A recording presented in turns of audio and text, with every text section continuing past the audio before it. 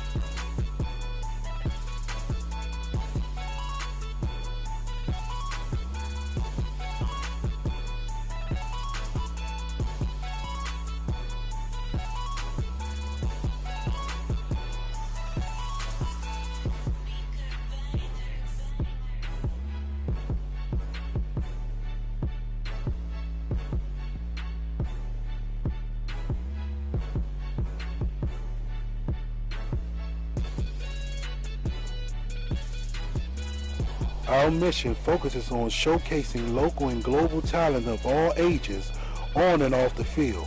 We will strive to inspire, educate, and bridge the divides through our media collaboration. Our goal is to give student athletes and coaches the platform to let their talents be seen and a platform for the community to let their voices be heard. This is the Union Media Group.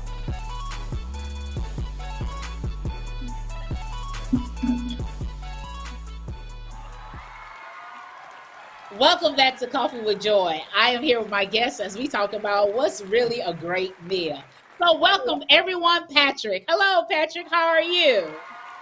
Hi, everybody. I am doing great. I am so happy to be here on Coffee with Joy. Thank you for having me. I look forward to this conversation. Yeah, so tell people a little bit about yourself. Now we're going to jump right into our conversation. All right. Hi, everybody out there. For those of y'all who may not know who I am, I'll kindly introduce myself. My name is Pat Lee. I'm from Newcastle, Delaware, and I'm a private chef and social media influencer. I'm really excited to be a part of this broadcast to share my journey with you all on how I became a chef, some of the great things that I'm working on, and I'm more importantly happy to have this whole conversation with the lovely Miss Joy today. Awesome. Thank you. Thank you. Thank you. Yes, Patrick. So, as you alluded to it, how did you get into cooking? Because, like myself, I am not that great in the kitchen, but I know someone like yourself. How did you find this love to be such a great chef? That's a good question. My love for being a chef actually came from a very young age. When I was 7, I used to watch my mom and I watched my grandmothers and aunts cook. And I always saw that they were able to get a lot of attention and love from the family because of the recipes that they cooked, because of the way they prepared their meals, and just that overall sense of togetherness. And that really inspired me to want to cook for myself. And one day I decided, you know what? I didn't want to wait for my mom or my family to get up and make me food. So I decided to make myself pancakes one day. I burnt the first batch of pancakes that I made, but you learn from your mistakes. And just from there, I happened to take this love for food to the levels that I have it today. So awesome. So, what is your favorite dish? Now that I guess you did your trial and errors. Now, what is your favorite dish that, hey, you could just throw down? You don't really need to sit here and itemize or try to find any, like, okay, I need a pinch here, an ounce here. What is that favorite dish? So it's actually two favorite dishes. If I want something that's quick and easy, that doesn't take a lot of work, I like chicken wings. I mean, who doesn't love a good chicken wing? You can get a nice salty chicken wing, a nice savory chicken wing, something sweet. But for me, chicken wings are going to hit no matter what the occasion. If I want something a little Right. bit more complicated, I'll go for a steak. I love a good Hmm. steak. It's just such a simple piece of meat that you can just put some salt and pepper on, based with some butter and herbs, and you always get a perfect flavor every single time. Now, okay, I love my steak well done. What is the best way to eat a steak? Because I hear you have this steak, Well use done, well really. done, you basically killed it. So, as a chef, as yourself, what is the best way to eat a steak? Without losing any followers or supporters, you have to have a steak medium. I'll settle for medium. Don't get me wrong. I love a Okay. medium steak or medium rare. Well done isn't my personal preference, but there are ways you can make a Mhm. well done steak taste good. Okay. I just always felt that from the times I've had well done steak, they kind of taste like hockey pucks. So it's not my personal preference. I guess and I guess I just don't want to see any blood, I guess. And I'm okay with the chewy, with the taste, but I guess when I Mhm. see it, I just want it to just be well done. I don't want any pink. And I know that's probably like crucifying the steak from a chef Mhm. standpoint, but I just have to have a well done steak. I understand medium is the best probably, but I prefer well done. So now, how can someone like vegetables, what is the best way to like make Brussels sprouts, make vegetables without making them so soft or so hard? Because and the reason why I ask that is because I'm a fan of Brussels sprouts, and I like my meals, I like my food hard, but I know that's not the best way to eat them because so what I heard, but you the guru, and I know you would definitely tell us. So I didn't like Brussels sprouts myself as a kid. I always thought they had a Mhm. weird smell to it. And I guess as you get older, your palate kind of changes. And then one day I was looking at Food Network and I forget the chef who made it, but they made Brussels sprouts in the oven. And the recipe was just simply salt, pepper, fresh minced garlic, a little bit of butter, and bacon. And I actually tried the recipe at home, and it's honestly my favorite vegetable next to asparagus. I would Mm. say to have an ideal Brussels sprouts recipe, you want to put it in the oven. If you put it in the oven, you Oh, get that balance of the crispiness that you like. If you like, your fruit or your vegetables hard, but you also get that firmness of the Brussels sprout. I'll share the recipe with everybody on my Instagram page as well too, and with your audience if they want it. But I definitely would say don't sleep on Brussels sprouts. They're arguably the best vegetable out there. they're the best. I love a good Brussels sprouts. Now, are you team oven or team air fry? Air fryer. It depends on the occasion. I'm old school, so I like using my oven just because I like the idea of being able to, I guess, monitor my cook. Air fryers, I Hmm. feel like are good if you're looking for like a quick, easy, let's say 30-minute meal that you're looking to heat up for your family, or if you don't have the time.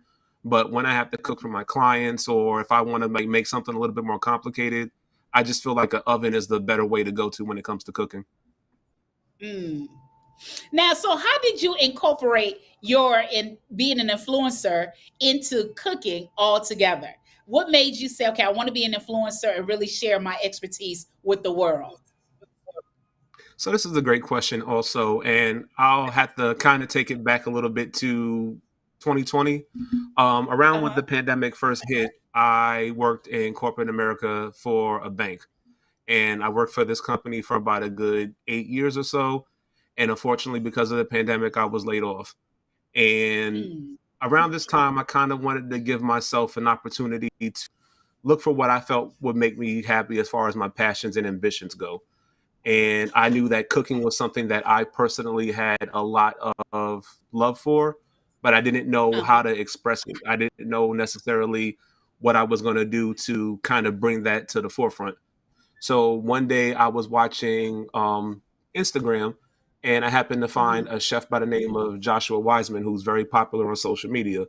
And I just saw the Uh-huh. different things that he was making on his social media page, from bread from Mm. scratch to his own cheeses and sauces.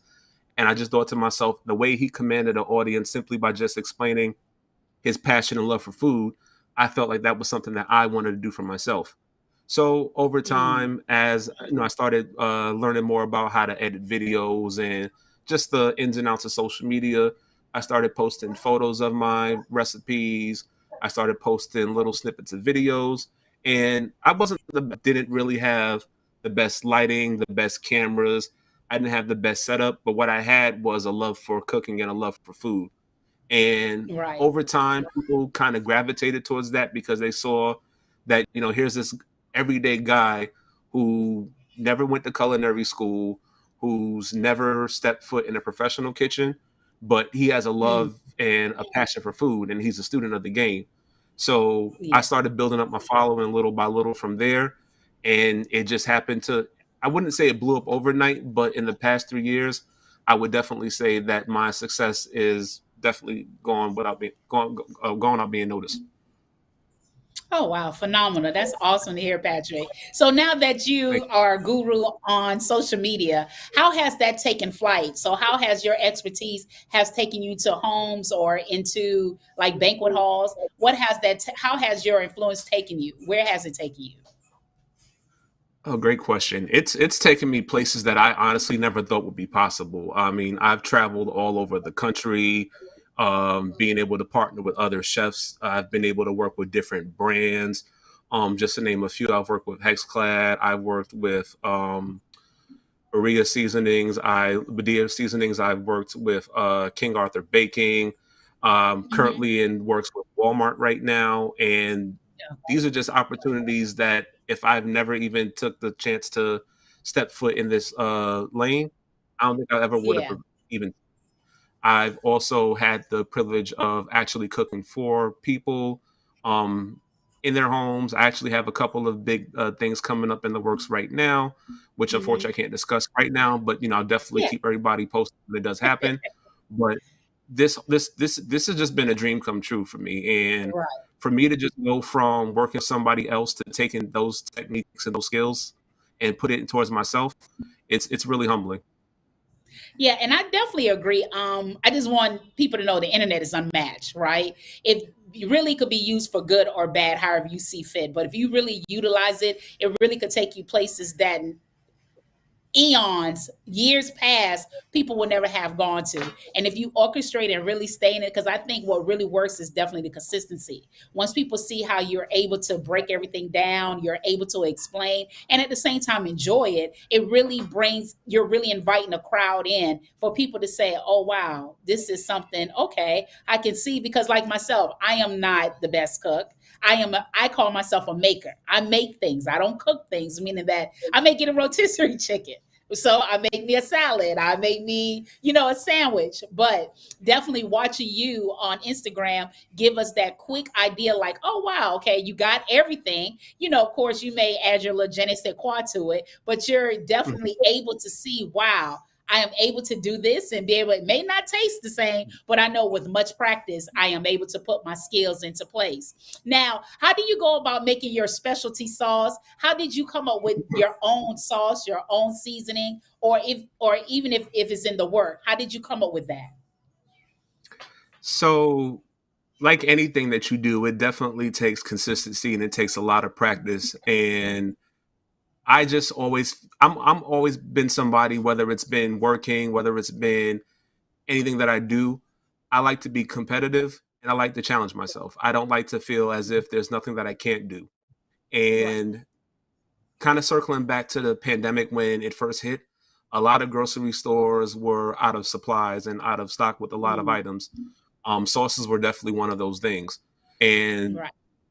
I don't have anything against using canned sauce. I feel like you should use whatever you have. But at the same time, I did want to learn, just in case there was a low supply of bread or there was a low supply of sauce, how can I make it myself from with the ingredients that I have at home? And so Hmm. I would look up recipes on Pinterest. I would look up recipes on YouTube. I would kind of get an idea for like what my base would be, and I would work from there. Um, like with anything that you do, it may not come out the best when you first try it, but if it's something that you're really passionate about and something that you really want to learn how to do, you keep doing it until you Right. get it right. And so over time, I would, start making my sauces, and I would feel like, okay, maybe it needs a little bit more salt here, or make an adjustment here and feel like, okay, it needs just the right amount of herb and garlic. And I do that with all my recipes because when I want my followers and my fans to actually make them, I want them to get it as I taste it. I don't want them to get it and feel like, oh well, I had to make an adjustment for this spice, or Wow. I need to just a little bit more like this. I want them to have the perfect experience anytime they taste one of my recipes. Wow, that's phenomenal. That's to hear because really, when you incorporate people's feelings, it really makes them feel like, okay, I am truly part of this. Because again, like myself, I know we're not going to get it on the first try, but when you're able to reach out and just be able to be a part and knowing that, okay, he really takes his time out to really involve me makes it a great thing. So, after these messages, we're going to continue to talk to my guest, Patrick, as we talk about as he as in fit and fair. How do you make your meals healthy for an individual? So he's going to tell us a little bit more after that, after these messages, when we return. Latest news, today's news, current news, gossip news, you name it. I am your host with Coffee with Joy as I share any up-to-date news that's taking place around the world. But if you would like to check it out, please make sure you go to my YouTube channel, Coffee with Joy, where I share the latest topic. I am your host with Coffee with Joy with today's topic. Welcome back. So now we're going to watch a quick video as Patrick put together a quick meal that's a simple but easy and for us to do for people who are probably on their health journey. Let's make a chopped chicken Caesar salad sub. I had so much fun making this and I'm not gonna hold you. And it's got greens in it too, so it's healthy, right? Right. Now let's get to cooking. Slice some chicken breast down the center, then season with kosher salt, black pepper, garlic, and onion powder. Just keep the flavor simple because that Caesar is going to be the star of the show. You want them to look covered like the Lord's blessings and set them aside to marinate. Oil a pan and sear 2 minutes per side, then flipping them another 2 minutes and flip and baste until it reaches 165 internally. Chop up some lettuce, tomatoes, yes I said tomatoes, your chicken, some seasoned croutons, then in a bowl, season with salt and pepper, fresh Parmesan cheese, and your Caesar dressing. Toss and get some bread toasted with some garlic butter. We've seen the chopped cheese, the chopped Italian sandwich, and now... So, One of my of course, favorite now, so Patrick. So Patrick, tell us a little bit about that meal because again, looking at that meal is something that I feel as though I can do, right? It seems like it's very, I won't say easy, but for lack of word, we're going to say it seemed to be easy. It doesn't seem like it took a whole lot and it really can help, along with the health journey. So can you tell us a little bit more about that meal and other fit and fair meals that's great for people who are on their healthy lifestyle journey? Absolutely. So regarding this specific meal, I'm a big fan of Caesar salads. It's probably my favorite salad, whether it's, in plain form in a bowl, whether it's in a wrap. I wanted to try something a little bit different this time. Okay. I've saw a lot on social media that, people have made the chopped cheese. It's a very popular sandwich from New York. Right now, there's a chopped Italian sub that's going viral, but I haven't seen too many people do a chopped Caesar salad sandwich. And I initially wanted to do it on a wrap because that's what I've, been used to eating. But I felt like, a sandwich might actually be filling. It actually may taste good. And it's a bit different from what I would normally see myself making. And I just decided one day, this is the recipe that I'm going to make. And it actually came out really good. Did really well on social media, and I would definitely make it again. As far as what I would suggest for people who are looking to, eat healthier and make better decisions when it comes to food. Actually, before I do that, I wanted to kind of stress a point out is that a lot of people see what we as chefs and creators do on social media, and I can admit we do make a lot of outlandish and extreme recipes. That's just the nature of it sometimes, especially when we're trying to do things to not only educate people, but entertain them as well. But it's all about moderation. The recipes that you see me make, I don't eat them on a daily basis. I don't eat a lot of fried chicken, and I don't eat a lot of like the heavy foods that you see me make. But when I do make them, I make it, with the intent of I'm going to have it with my family, and this will be something we have once in a blue. I stress that because I feel like a lot of people would see that and think, okay, well, this is something I would eat every single day. All I would say is that if you're looking to eat healthy, make sure you're eating whatever you want in moderation. Try to limit certain foods, like certain fatty foods, limit a lot of salt. Look for alternatives when you're looking to cook. And just make sure you're taking a lot of water and vegetables. I know that's something that we don't actually show a lot of on social media. I do eat vegetables when I make my meals, but a lot of the times, it's more so for me about the visual on the plating. So if I make a recipe, let's say like if I make a a nice steak and potatoes. Yeah, I'm going to feature the asparagus or whatever vegetable I have in there. But if it's something like a plate of wings, I feel like the wings are Mhm. the star of the show. So I don't show the vegetables in that meal. I just show what the star of the show is. But yeah, just make sure you're eating in moderation and kind of have that balance. Right.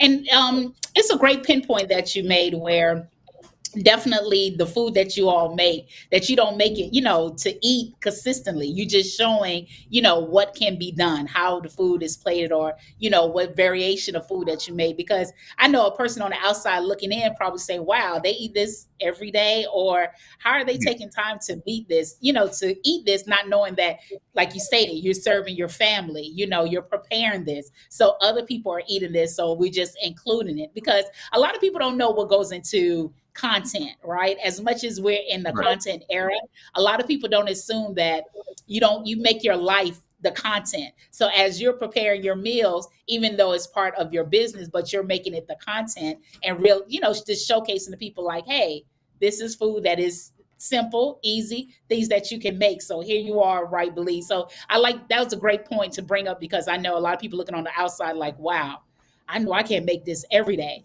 Now, what is one meal that someone could probably make on Monday that can probably stretch for like 48 hours or 72 hours? Because we know a lot of households, they have 3, 4 people in there. And with inflation, money is very tight in home. So we need foods to stretch, but not seem so daunting, like, oh, it's leftovers again. So what is a few or a great meal that can stretch from 2 to 3 days? Any type of pasta can really stretch a few days personally. If you want to make a good spaghetti, that can last a few days. I believe this is my jerk chicken lasagna that you're actually featuring. That's actually a Hmm. really good recipe that you can make for days on end, and it tastes good even better the next day. I Yes. personally love making pastas because I can make a pasta. Let's say today's Wednesday, I can make it Hmm. today, and we'll still have pasta on Friday, and that would be we eat that for the next few days. But Yeah. yeah, pasta is definitely something that I would feel if you're looking for something that's quick, that doesn't take too long, and won't really break the bank. You can make that, and you'll have a good, delicious meal that will last a few days. And I ask this again, homes are people are trying to make their meals stretch because no matter what, everything is on inflation. So thank you for sharing that. Look forward to that. So after these messages, we're going to continue to talk to Patrick on what is some endeavors. What is his next step? Is he have a booking plan? Is there any type of seasoning that he has placed? So we're going to hear all about that if so, but stay tuned after these messages. I've been standing on the outside, looking in, now it's my time. You can tell them that I'm coming for 'em. God sent me, ain't no turnaround. And I ain't leaving unless I'm bringing back a sword with me. Like I'm pulling spirits out the ground. I done seen enough to be a witness. And let me show you how I'm living now. And you can tell them that I'm coming. And you can tell them that you ought to know by now, the streets ain't really loyal to you. As you all know, October 15th is Chucks and Coffee Give Back. So if you are in the DMV, make sure that you purchase your ticket. For part of your proceeds will definitely help benefit the Diva Movement Association. We definitely look forward to you being there, and your proceeds will definitely help as this organization is helping flight with older women and younger women do various things within the community. So now, Patrick, so is there anything in the future that you all have? Woo, thank you, team. Thank you. Is there anything in the future that you have? Because I mean, you're doing such a tremendous job on social media. Is there an Thank you. outlet or the next adventure as far as writing a book or any seasoning that you have in place? So I am currently working on my first physical cookbook. It will be Yes. self-published, date to be announced. I do have a couple of ebooks out currently, but one of Mhm. the demands from a lot of my followers and a lot of people in my audience was, can we get a physical cookbook? And at Mm. first, I was kind of hesitant about it because, for one, I didn't really know if people still bought physical cookbooks in that volume. And, I've only been an influencer and a professional for the past 3 years. So there's always that Mhm. fear and doubt, what if somebody doesn't want to purchase my book? But, Right. I pray to God and have conversations with him on a daily basis about, not just, Yeah. My well-being and my family, but also the different stages of my journey. And one of those Yeah. conversations was about, even having this book be released. And I'm a firm believer in you can only control what you can control. And Right. if it happens to do well, it does well. If it doesn't, so be it. But at least I put it out there. But I am Right. working on a cookbook currently right now for everybody to purchase in stores. The date will be announced soon. It will be and it will basically be a compilation of some of the recipes that I currently have, and a good majority of it is simple recipes you can pick up and make in under 30 minutes. I want to cook. I want to make something that's easily accessible to people of all cooking types, whether you're an experienced chef, whether you're cooking for the very first time, whether you're somebody that burns water. We know people like that, but we want to make sure that Yeah. we're giving those people the same confidence as a professional chef would have. So I want to make sure that this book is easily accessible to anybody looking to cook.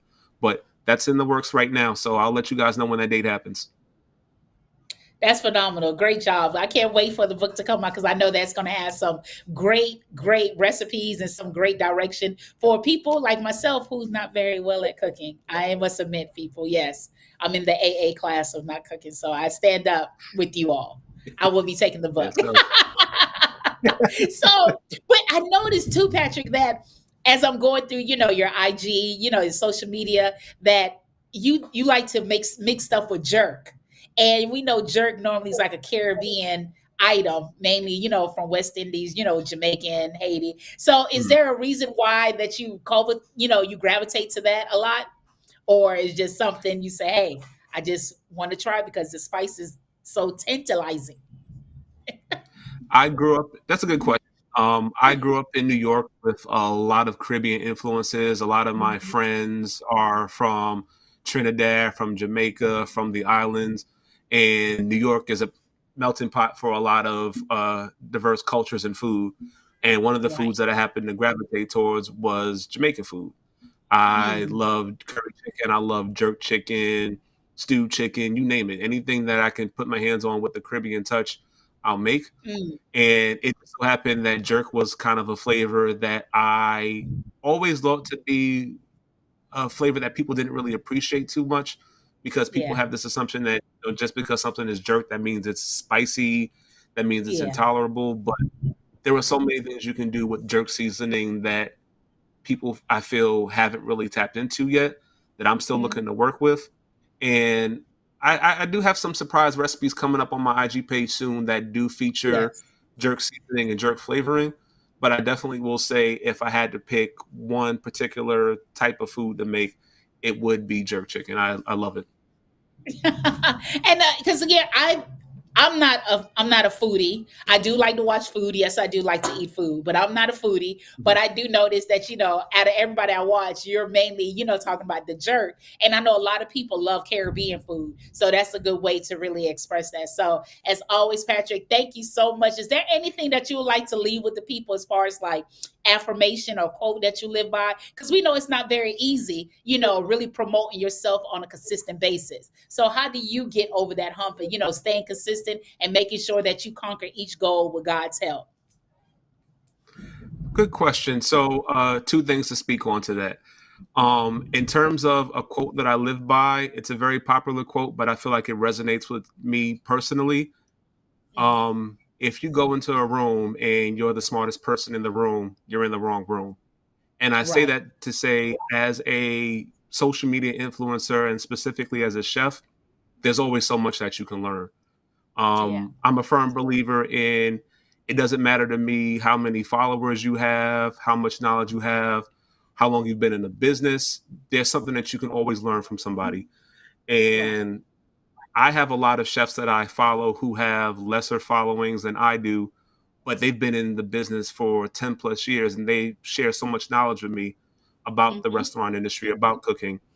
And I share them, the same information with them as far as social media, as far as, growing on Instagram. And, it's that mutual sharing of knowledge that allows us all to grow in our different ways. And so, Yeah. if you go into a room thinking you know everything, you're going to end up Yeah. failing, because you're going to miss out on great information.